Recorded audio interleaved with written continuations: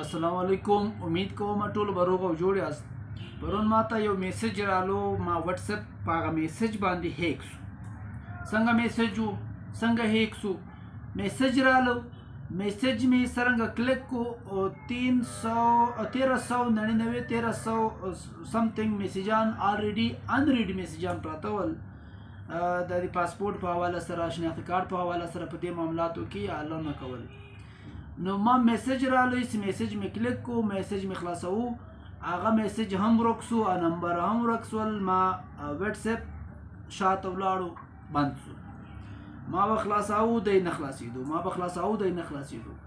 بیا مې سر خلاص شو، هیک شو. خپلو دوستانو ته مې په بل واتس اپ باندې سټیټس ولګاو. بیا مې یو ټیک ټاک باندې ورته جوړ کړو چې ما واتس اپ هیک ده، لہذا تاسې مهرباني وکوئ خیال کوئ چې داسې میسج نشي در یا داسې ډیمانډ نه درته وکړي یا غلطي خبرې نه در سره وکړي، مجلس نه وکړي. ما واتس اپ هیک ده، تاسې محتاط اوسئ. له هغه واتس اپ هیکېدا بعد مې اپډیټ هم کو. له هغه بعد مې اپډیټ بعد مې بیا ری انسټال کو.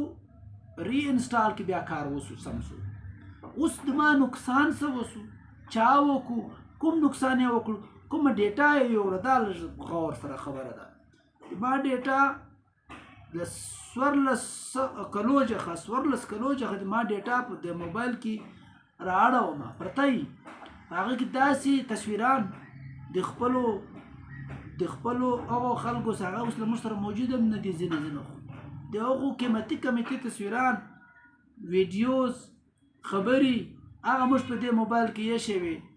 ته یقین وکوه 80% د ما ډیټا د ما په موبایل کې نسته، اوس وړې ده. 14 کاله دي ما په موبایلو کې ګرځي، یو څه به نور ته میلاو سي.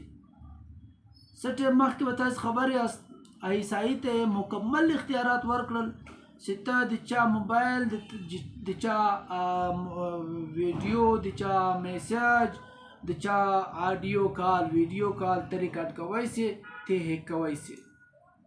دا اختیارات یې ورکړل. نو د دې اختیارات نقصانونه به اوس مخکې خو ملک و په نقصان کې، اوس به نور نقصانونه راوځي.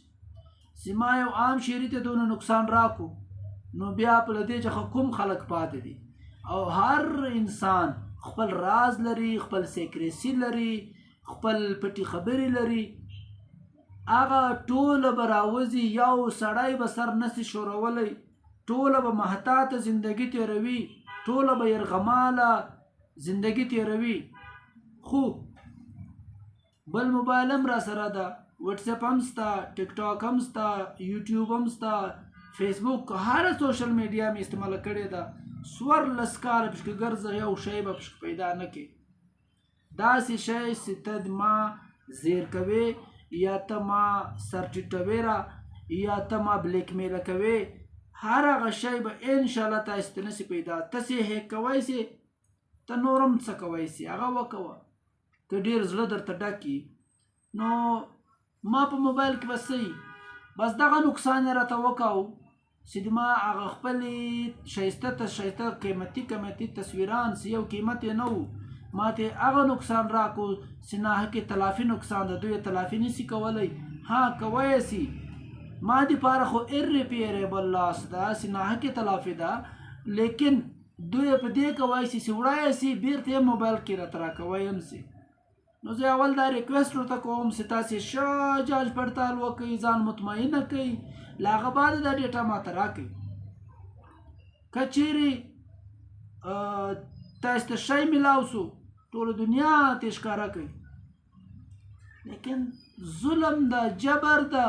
دا ویډیو که چیرې چې پاکستان یې اوري، جسټس پاکستان د صوبو والی، هغو ته دا ریکویسټ کوم چې تاسې په دې فیصله باندې اکشن واخلئ.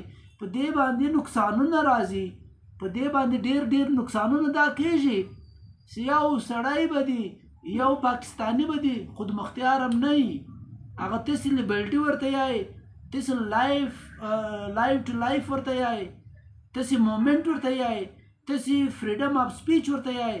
دا هغه یو شی هم دا ټوله تاره ما یوړل. تاسې ما داسې هیک کوی سي، زه لیبرټي نه سوی، زه خپله خوشحالي نه سوی منعه کولی. زه انډیپندنټ نه یم، زه فریډم اف مومنټ مې نشته را سره، فریډم اف سپیچ مې نشته را سره. زه ستا کومه ژغه دا کوی چې ستا زه بلیک میل مې کې یا ته مې هیک کې، زه کومه تا ته هغه خبرې کوی شوی فریډم اف سپیچ فریډم اف مومنټ کوم ده بیا؟ دا ټول تا د آئین د هغو ارټیکلزو ته پامالي وکوله، ستا دا اختیارات یو ادارې ته ورکړل، تر دغه حده پورې هغه اداره خپل پاور استعمالوي. تاسې ټولو ته دا ګزارش کوم چې محتاطه اوسئ. داسې میسج درته رالو چې انون نمبر و او په هغه کې یو لفظ لیکلی نه و، فکره لیکلې نه وه، کته نه ته خو به یې ډیلیټ دپاره کلیک کوې، که داسې لاس ځینې وشنود، فنګر ځینې وشنود، تا موبایل هیک سو، ټچ کوې بېله نه دغه یې پرېږده، یا سپی دی ژوندی دی بس پروت دی، سپي غوندې دغه میسج پروت دی. ځان وساتئ، خپل قدرمن وساتئ، خپل رشتې والئ، خپل وروڼه خویندې وساتئ، محفوظه کړئ. دا میسج دا تر دوی پورې ورسول دي. الحمدلله خپل موبایلونه او خپل عمل مې د الله د کیمرې لاندې ساتلی ده، چې هغې کیمرې ډاري په انسان کې بیا د تا هیکېدا هېڅ معنا نه لري. ټایم دې ضایع کو، او ټایم خو نو تعالی مخه ضایع کړی ده.